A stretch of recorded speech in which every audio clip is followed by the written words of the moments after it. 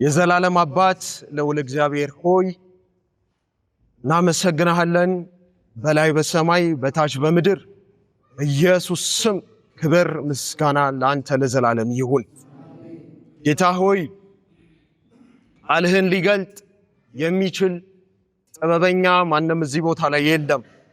እኔ ከሁሉ በላይ ደካማ ኃጢአተኛ የሆንኩትን ልጅህን የዘላለም አባት ለውል እግዚአብሔር ሆይ ካንተ ቃል ስገልጥ አንተ ያስተማርከኝን ለማስተላለፍ ስሞክር የዘላለም አባት ለውል እግዚአብሔር ሆይ መንፈስ ቅዱስ እንዲረዳኝ ዘንድ ውድ ፈቃድ ይሁን።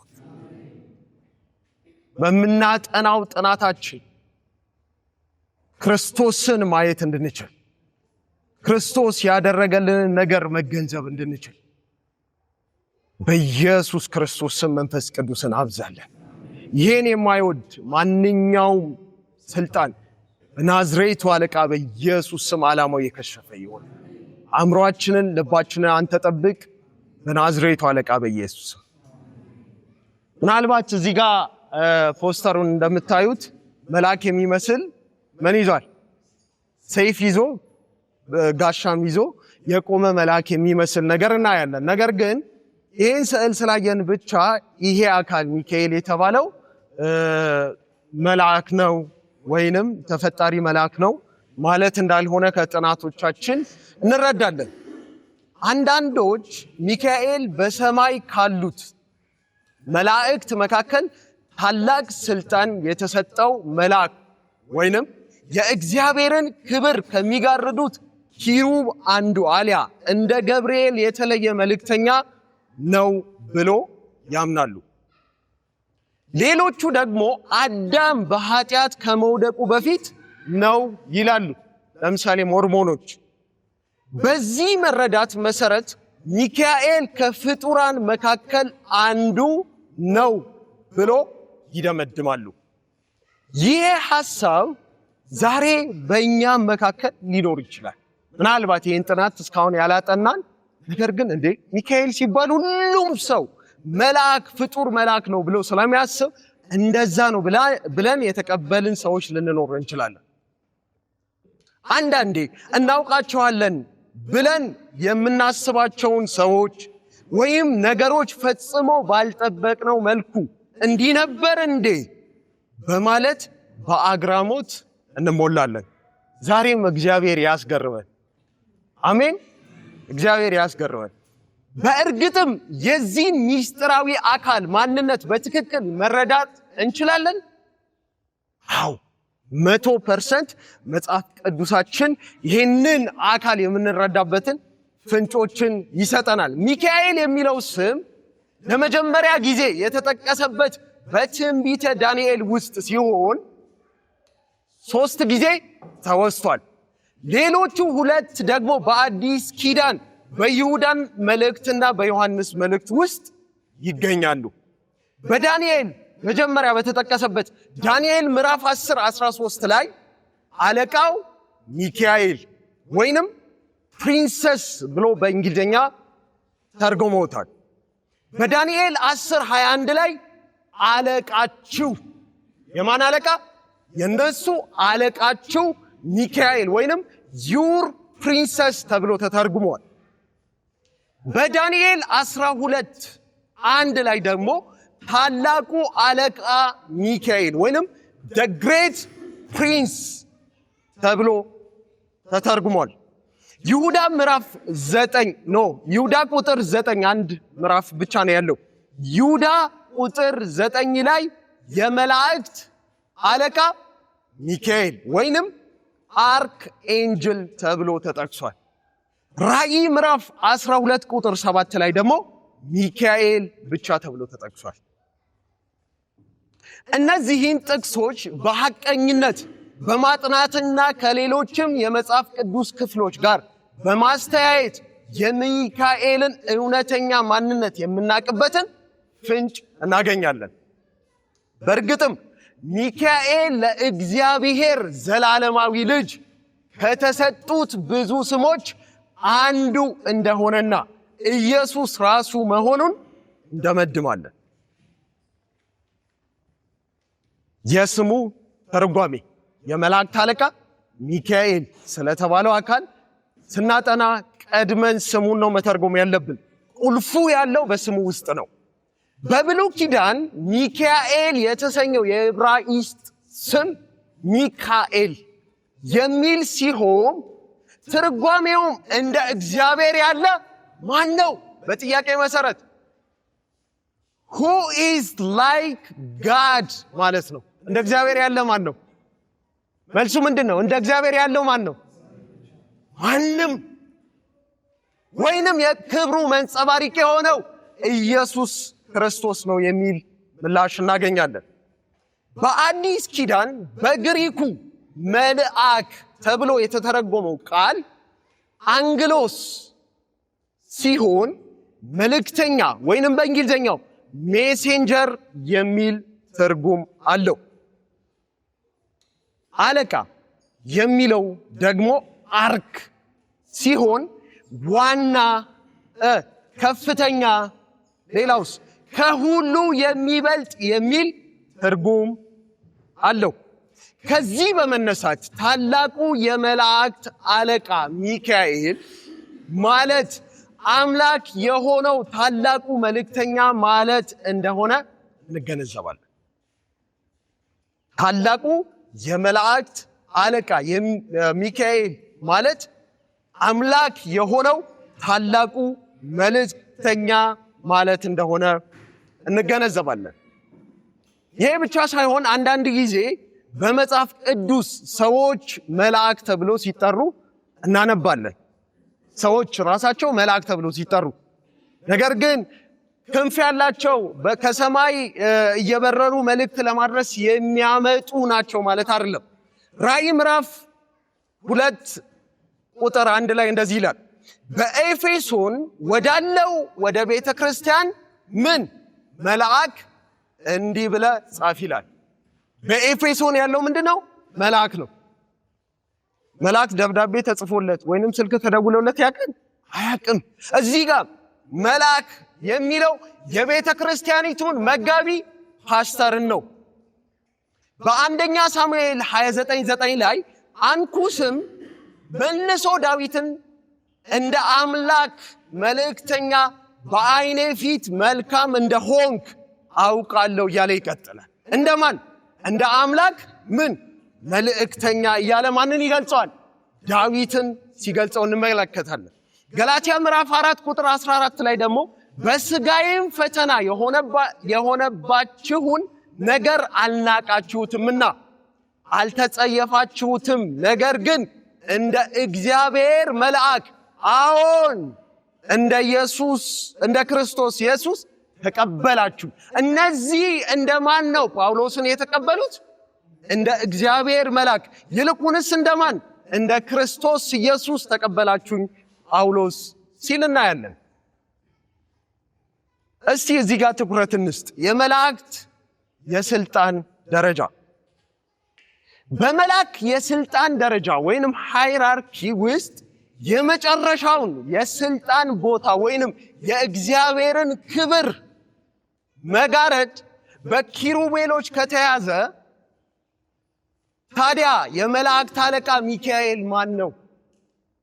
የእግዚአብሔር መላእክት የሚባሉት ወይንም የሰማይ ሰራዊት ወይንም የሰማይ ጭፍሮች በእንግሊዘኛው አርሚ የተባሉቱ የነዚህ ሁሉ የመጨረሻው ታላቅ የሆነ ወይንም የመጨረሻውን ቦታ የያዙት የእግዚአብሔርን ክብር የሚጋርዱት ኪሩቤሎች ከሆኑ የነዚህ አለቃ የተባለው ማን ነው?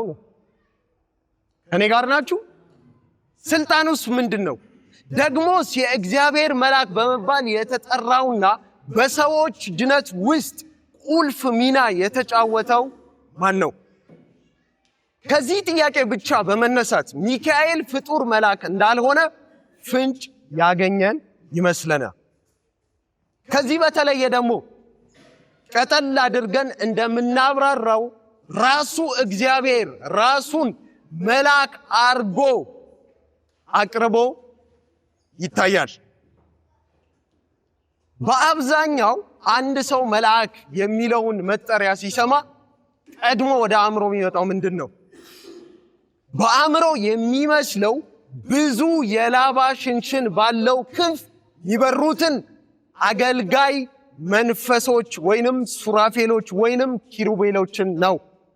እነዚህ ሁሉ የሰማይ አካላት ከኢየሱስ የሚለያቸው እነሱ ፍጡራን፣ ኢየሱስ ክርስቶስ ፈጣሪ መሆኑ ነው። ኢየሱስን ከመላእክት ጋር በማመሳሰል ስናጠና መልአክ ማለት መልእክተኛ ማለት ነው የሚለውን ትርጓሜ በመውሰድ ኢየሱስን እንደ ታላቅ የድነት መልእክተኛ በመቁጠር እንጂ ዘላለማዊ መለኮትነቱን ቅንጣት ታክል ለማሳነስ አይደለም። የእግዚአብሔር መልአክ ተብሎ በብሉይ ኪዳን በጣም ብዙ ቦታ ላይ የተጠቀሱ ጥቅሶች አሉ። ከነዛ ውስጥ ጥቂቱን በመውሰድ የእግዚአብሔር መልአክ ተብሎ የተጠቀሰው ማን እንደሆነ፣ ባህሪውስ ምን አይነት ባህሪ እንዳለው እናያለን። የእግዚአብሔር መልአክ የሚለው ሐረግ በቅዱሳት መጻሕፍት ውስጥ 68 ጊዜ ተጠቅሷል። አንዳንድ ጊዜ ገብርኤል ለዳንኤል ለዘካርያስና ለማርያም በተገለጠ ጊዜ እኔ የጌታ መልአክ ነኝ ብሎ ራሱን ገልጿል። ነገር ግን ገብርኤል በየትኛውም ቦታ የመላእክት አለቃ አልተባለም። ገብርኤል ከእግዚአብሔር ዙፋን አጠገብ በመሆን ግርማውን ከሚጋርዱት ሁለት ኪሩቤሎች መካከል አንዱ ሊሆን ይችላል። ምክንያቱም ሉቃስ ምዕራፍ 1 ቁጥር 19 ላይ ለዘካርያስ በተገለጠ ጊዜ እኔ በእግዚአብሔር ፊት ምን የምሆን የምቆም ነኝ ብሎ ራሱን ሲገልጽ እናያለን። ትንቢተ ሕዝቅኤል ምዕራፍ 28 ቁጥር 14 ላይ ደግሞ ሉሲፈር ከኃጢአቱ ብዛት ወደዚህ ምድር ሳይወርድ ሳይጣል በፊት የተቀባ ምን ነበረ ይላል? ኪሩብ እንደሆነ እዛ ቦታ ላይ እንረዳለን። ልብ በሉ።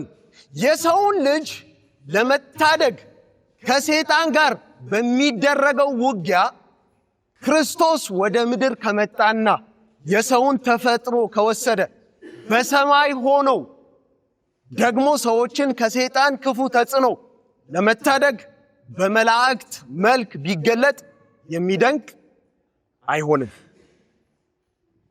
ሙሴ ዘጸአት ምዕራፍ 3 ቁጥር 2 እንደዚህ ይላል፣ የእግዚአብሔርም መልአክ በእሳት ነበልባል በእሾህ ቁጥቋጦ መካከል ታየው። ለማን? ለሙሴ። እነሆም ቁጥቋጦ በእሳት ሲነድ ቁጥቋጦውም ሳይቃጠል አየ። ቁጥር 3 ላይ ሙሴም ልሂድና ቁጥቋጦው ስለምን አልተቃጠለም? ይህን ታላቅ ራእይ ልይ አለ። ቁጥር 4 ላይ እግዚአብሔር እርሱ ይመለከት እንደመጣ ባየ ጊዜ እግዚአብሔር ከቁጥቋጦ ውስጥ እርሱን ጠርቶ ሙሴ ሙሴ ሆይ አለ። ቁጥር 2 ላይ ማን ነው የተባለው? የእግዚአብሔር መልአክ። ቁጥር 4 ላይ እግዚአብሔር እሱ ራሱ። ይህ የእግዚአብሔር መልአክ የተባለው አካል ቁጥር 4 ላይ ማን ተብሏል? እሱ ራሱ እግዚአብሔር ይመለከት ዘንድ ወርዷል ወይንም መጥቷል ይላል። እርሱም እነሆኝ አለ፣ ወደዚህ አትቅረብ፣ አንተ የቆምክበት ስፍራ የተቀደሰች መሬት ናትና ጫማህን ከእግርህ አውጣ አለው። ለምን? እሱ እግዚአብሔር ራሱ ስለመጣ። ከሱ መምጣት የተነሳ ያ ስፍራ ምን ሆኗል? የተቀደሰ ሆኗል። ነገር ግን እግዚአብሔር ሲመጣ ክብሩን ጋሮ በማን መልክ ነው የመጣው? በእግዚአብሔር መልአክ መልክ ነው የመጣው። ደግሞም ይላል ይሄ የእግዚአብሔር መልአክ ቁጥር 2 ላይ የተባለው ቁጥር 4 ላይ እግዚአብሔር የተባለው አካል ደግሞም እኔ የአባትህ አምላክ ራሱን ማን እያለ ነው? የአባትህ ምን አምላክ? የአብርሃም አምላክ፣ የይስሐቅ አምላክ፣ የያዕቆብ አምላክ ነኝ አለው። ሙሴም ወደ እግዚአብሔር ያይ ዘንድ ፈርቷልና ፊቱን ምን አደረገ? ሸፈነ። ለምን? እግዚአብሔርን አይቶ ማንም ስለማይድን። ያ የእግዚአብሔር መልአክ የተባለው የተገለጠው እሱ ራሱ ማን ነው? እግዚአብሔር። ከዛም ቁጥር 14 ላይ ማን ብዬ ስምህን ማን ላከኝ ልበል ብሎ ሲል እግዚአብሔርም ሙሴን ያለና የሚኖር እኔ ነኝ አለው። ያለና የሚኖር ማን ነው? እግዚአብሔር ብቻ ነው። አብርሃም ስናይ እግዚአብሔር ለአብርሃም በሞሪያ ተራራ ላይ ልጁን እንዲሰዋለት ተናገረው። ዘፍጥረት 22 11 እና 12ን ስናይ የእግዚአብሔር መልአክ ከሰማይ ጠራው። ማን ነው እየጠራ ያለው? የእግዚአብሔር መልአክ ማንን ነው የሚጠራው? አብርሃምን ጠራው ይለናል። አብርሃም አብርሃም አለ፣ እርሱም እነሆኝ አለ። እርሱም በብላቴናው ላይ እጅህን አትዘርጋ፣ አንዳችም አታድርግበት። አንድ ልጅህን ለማን? ለእኔ አልከለከልክምና እግዚአብሔርን የምትፈራ እንደሆንክ አሁን አውቄአለሁ አለው። ማን? ይህ የእግዚአብሔር መልአክ የተባለው እሱ ራሱ እግዚአብሔር የሆነው ምን አለ? አንድ ልጅህን ለማን? ለእኔ አልከለከልክምና እኔን የምትፈራ እንደሆንክ አሁን አውቄአለሁ ይለውና ከስር ሲባርከው እናያለን። በረከትን የመባረክ ስልጣን ያለው ወይንም የሚባርከው እግዚአብሔር ብቻ እንደሆነ እንመለከታለን። በሌላ ስፍራ ደግሞ የእስራኤል ልጆች በምድረ በዳ በእግዚአብሔር መሪነት ይጓዙ ነበረ። ዘጸአት ምዕራፍ 13 ቁጥር 21 ላይ በቀንና በሌሊትም ይሄዱ ዘንድ መንገድ ሊያሳያቸው ቀን በደመና አምድ እንዳያቃጠላቸው ሌሊትም ሊያበራላቸው ሌሊት በእሳት አምድ እግዚአብሔር በፊታቸው ሄደ ይላል። እስራኤላውያንን ሊመራ በፊታቸው ሄደው ማን ነው? እግዚአብሔር ነው። ሙሴ በሌላ ቦታ ደግሞ ዘጸአት ምዕራፍ 14 ቁጥር 19 ላይ ይህን እግዚአብሔር ማንነቱን በደንብ አድርጎ ይነግረናል። በእስራኤልም ሰራዊት ፊት ይሄድ የነበረው የእግዚአብሔር መልአክ ፈቀቅ ብሎ በኋላው ሄደ፣ የደመናውም አምድ ከፊታቸው ፈቀቅ ብሎ በኋላቸው ቆመ ይላል። መጀመሪያ ቁጥር 13 ላይ እግዚአብሔር እንደመራቸው ይናገርና አሁንም ሲመራቸው የነበረው የእግዚአብሔር መልአክ ፈቀቅ ብሎ ከኋላቸው እንደቆመ ይናገራል። ይህ የእግዚአብሔር መልአክ የተባለው እሱ ራሱ እግዚአብሔር እንደሆነና በመስተመጨረሻ ክርስቶስ ማንነቱን ስጋ ከመልበሱ በፊት በእግዚአብሔር መልአክ በተባለ ስምና በዛ መልክ እስራኤላውያንን አሁን ያነበብናቸውን ሁሉ እንዳገኛቸው እናያለን። መሳፍንት ምዕራፍ 13 ቁጥር 3 እንደዚህ ይላል፣ የእግዚአብሔርም መልአክ ለሴቲቱ ተገልጦ እንዲህ አላት፣ እነሆ አንቺ መካን ነሽ፣ ልጅም አልወለድሽም፣ ነገር ግን ትጸንሻለሽ፣ ወንድ ልጅም ትወልጃለሽ እያለ ለሳምሶን እናት ለማኑሄ ሚስት ይናገራል።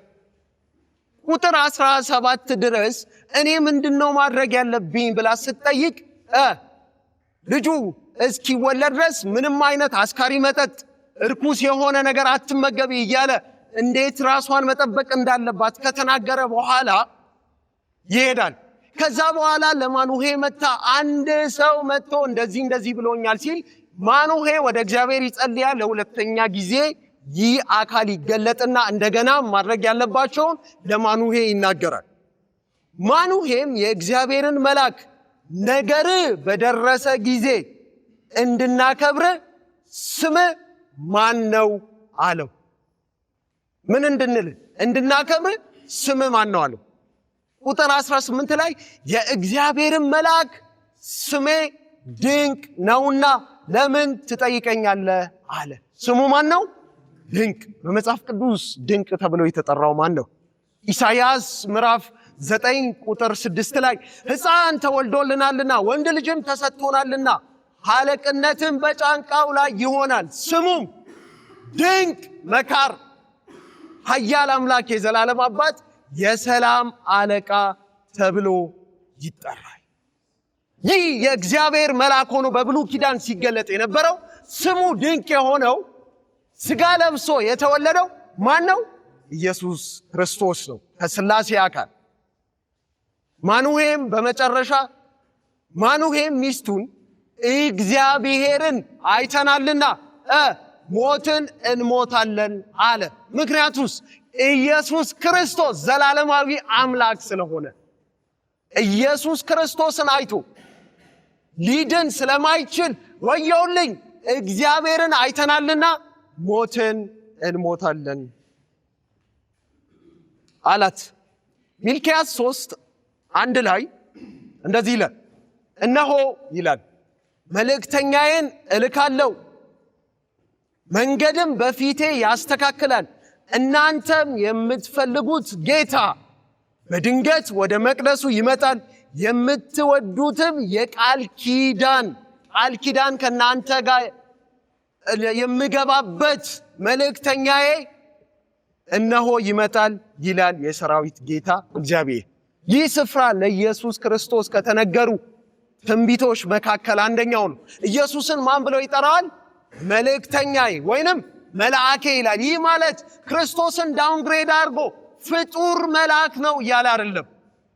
ባህሪው ግን ሥጋ ለብሶ እንደ እግዚአብሔር እንደ ድነት መልእክተኛ እንደሚገለጥ ይናገራል።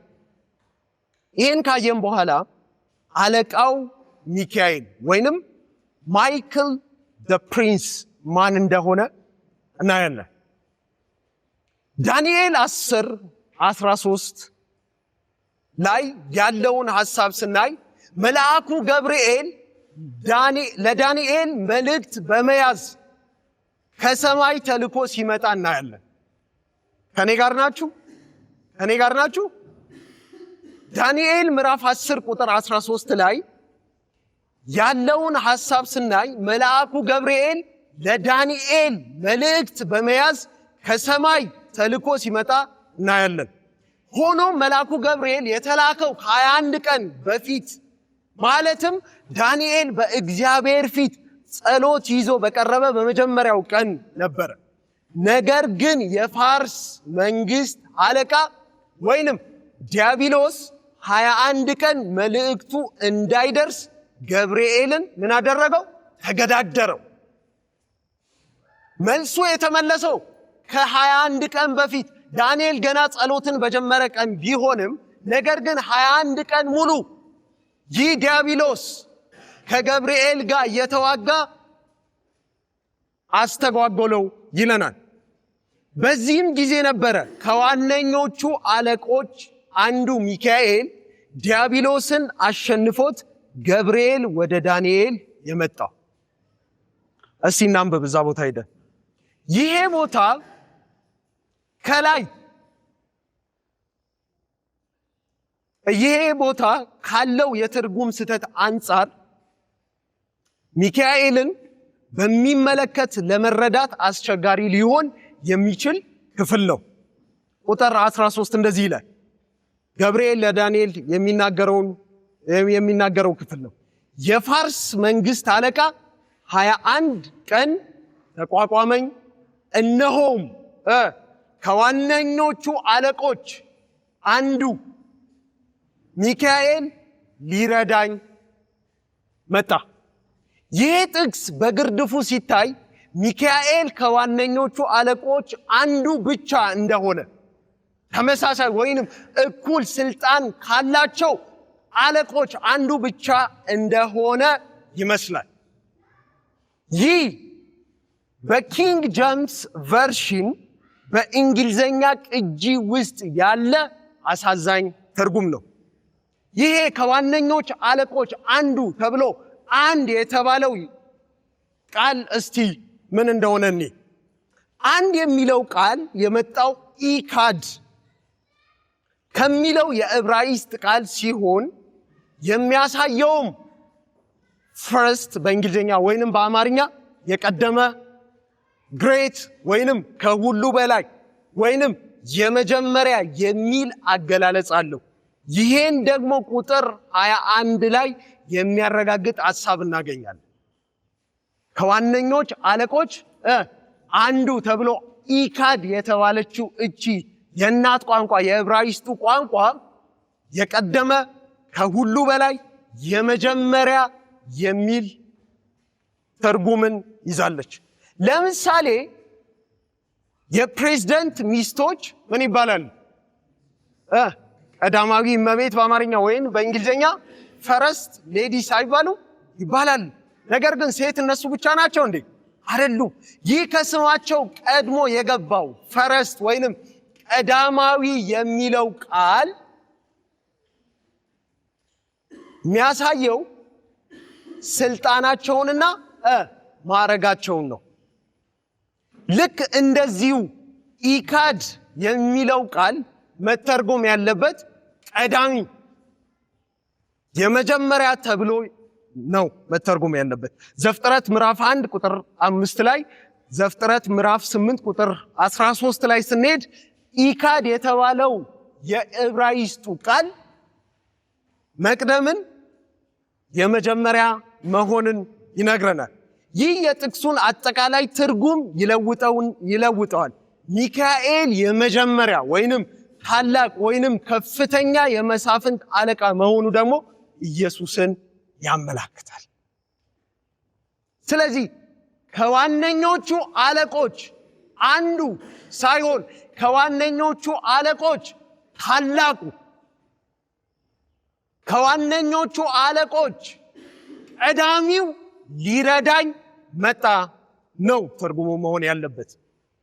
ቁጥር 21 ዳንኤል ምዕራፍ 10 ቁጥር 21 ነገር ግን ይላል በእውነት ጽሑፍ የተጻፈውን እነግርሃለሁ፣ በዚህም ነገር ከአለቃችሁ ከሚካኤል በቀር ማንም የሚያጸናኝ የለም።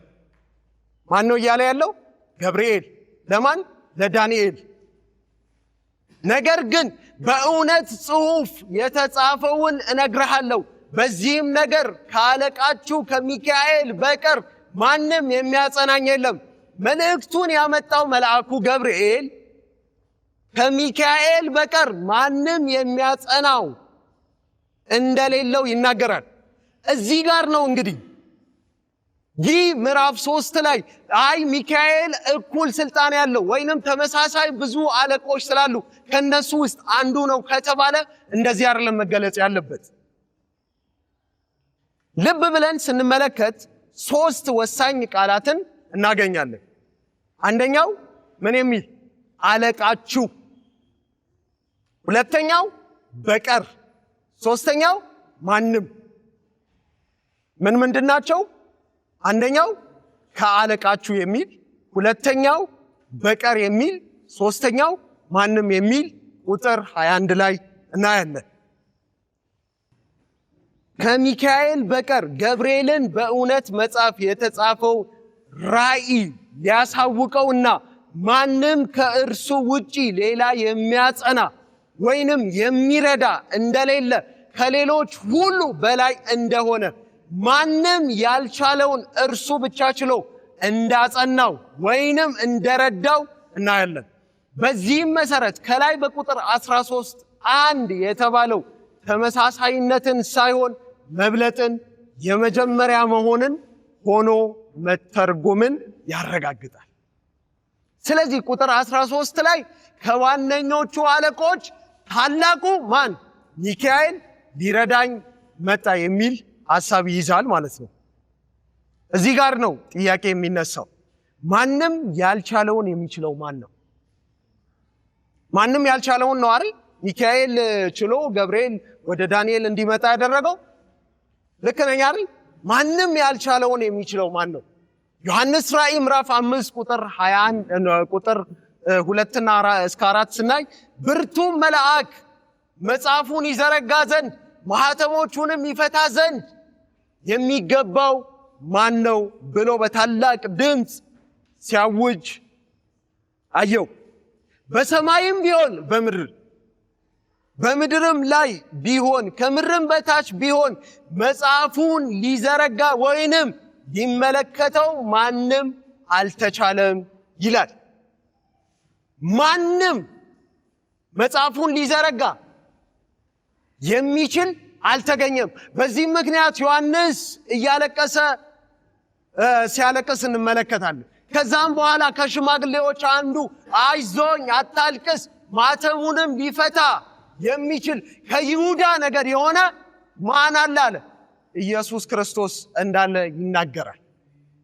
ማንም ያልቻለውን የሚችለው ማን ነው? ኢየሱስ ክርስቶስ ብቻ ነው። የእውቀት ምንጭ የሆነው ማን ነው? ለገብርኤል እውቀትን የሰጠው ይሄን ወደፊት ሊሆን ዘንድ ያለውን መልእክት ወይንም ራእይ የሰጠው ማን ነው ሲባል ቆላስይስ ምዕራፍ 2 ቁጥር 3 ላይ የተሰወረ የጥበብንና የእውቀትን መዝገብ ሁሉ በእርሱ በማን በክርስቶስ ነውና ይለናል። ከዛ በኋላ መልአኩ ገብርኤል አንድ ነገር ይላል። ምንድነው? አለቃችሁ ወይንም ዩር ፕሪንስ።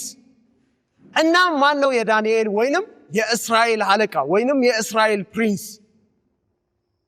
አለቃችሁ ብሏል እዛ ጋር። አለቃቸው ማን እንደሆነ ዳንኤል ምዕራፍ 8 ቁጥር 10 እና 11 ስናይ በደንብ እንረዳለን። ቁጥር 10 ላይ ትንሽ ይሞቃል መሰለኝ። ዳንኤል ምዕራፍ 8 ቁጥር 10 ላይ እንደዚህ ይላል፣ እስከ ሰማይም ሰራዊት ድረስ ከፍ አለ፣ ከሰራዊትና ከከዋክብትም አያሌዎችን ወደ ምድር ጣለ፣ ረገጣቸው። እስከ ማን? ሰራዊት አለቃ። እስከ ሰራዊት አለቃ ድረስ ራሱን ታላቅ አደረገ። ከእርሱም የተወሰነ የዘወትሩን መስዋዕት ተሻረ፣ የመቅደሱም ስፍራ ፈረሰ ይላል። ይህ የሚነሳው ኃይል ከጀርባው ሰይጣን የሚመራው ኃይል በክፉ መንፈስ የሚመራው የምድር መንግስት እስከ ማን ድረስ ነው ራሱን ከፍ የሚያደርገው? እስከ ሰራዊት አለቃ ወይንም እስከ ኢየሱስ ክርስቶስ። በዳንኤል ምዕራፍ 7 ላይ ስናይ ይህ የምትነሳዋ ትንሿ ቀን በማን ላይ አንደበቷን ነው ትከፍታለች ነው የሚለው? በልዑሉ ላይ። ልዑሉ ማን ነው? ኢየሱስ ክርስቶስ። ስለዚህ ይሄ ውጊያ እየተደረገ ያለው ከማን ጋር ነው? ከኢየሱስ ክርስቶስ። ኢየሱስ ክርስቶስን ደግሞ እዚህ ቦታ ማን ይለዋል? የሰራዊትም አለቃ ይለዋል። ዳንኤል ምዕራፍ 8 ቁጥር 25 ላይ እንደዚህ ይላል፣ በመታለሉ ተንኮልን በእጁ ያከናውናል፣ በልቡም ይታበያል፣ ታምነውም የሚኖሩትን ብዙዎችን ያጠፋል፣ በአለቆቹም አለቃ ላይ ይቋቋማል፣ ያለ እጅም ይሰበራል። ይህ ለኢየሱስ ክርስቶስ ከተነገሩ ትንቢቶችና ኢየሱስ ክርስቶስን ከሚያሳዩ ጥቅሶች አንደኛው ነው። ቁጥር 10 ላይ የሰራዊት አለቃ የተባለው ማን ነው? ኢየሱስ ክርስቶስ። ቁጥር 25 ላይ በአለቆቹም አለቃ የተባለው ማን ነው? ኢየሱስ ክርስቶስ። በእንግሊዝኛ ሁለቱንም ቦታ ስናይ ምንድነው የሚለው? ፕሪንስ ነው የሚለው። የዳንኤል አለቃ የተባለው ማን ነው? ኢየሱስ ክርስቶስ እንደሆነ እናያለን። ዳንኤል ምዕራፍ 9 ቁጥር 25 ላይ ስናይ ለኢየሱስ ከተነገሩ ትንቢቶች እጅግ በጣም የሚገርም ትንቢት እዚህ ቦታ ላይ እናገኛለን። እንደዚህ ይላል፣ ስለዚህ እወቅ አስተውልም፣ ኢየሩሳሌምን መጠገንና መስራት ትእዛዙ ከሚወጣበት ጀምሮ እስከ አለቃው እስከ ማን? መሲህ። እስከ አለቃው እስከ መሲህ። ስለዚህ የእስራኤል አለቃ የእስራኤል መሲህ ማን ነው? ኢየሱስ ክርስቶስ ነው። የሰማይ ሰራዊት አለቃ ኢየሱስ ክርስቶስ ነው። እነዚህ ሶስቱም ጥቅሶች አለቃው ወይንም በእንግሊዘኛ ፕሪንስ የተባለ ስለ መሲሁ ክርስቶስ የሚናገሩ ናቸው። ስለዚህ የዳንኤል ፕሪንስ ወይንም የዳንኤል አለቃ ሚካኤል እርሱ ራሱ ኢየሱስ ነው።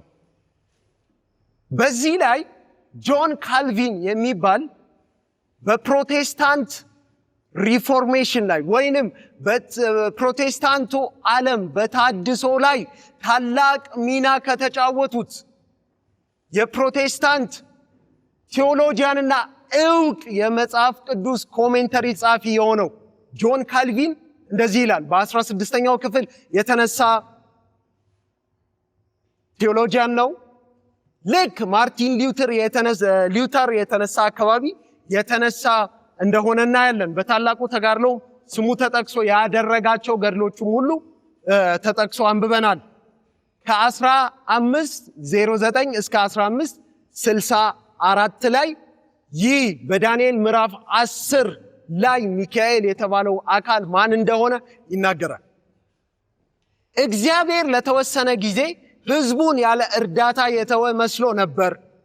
ግን ከዚህ በኋላ ስለ እርሱ የሚከራከሩ 2 መላእክት ወደ ዳንኤል ተላኩ። የመጀመሪያው መልአክ ገብርኤል ሲሆን ይላል።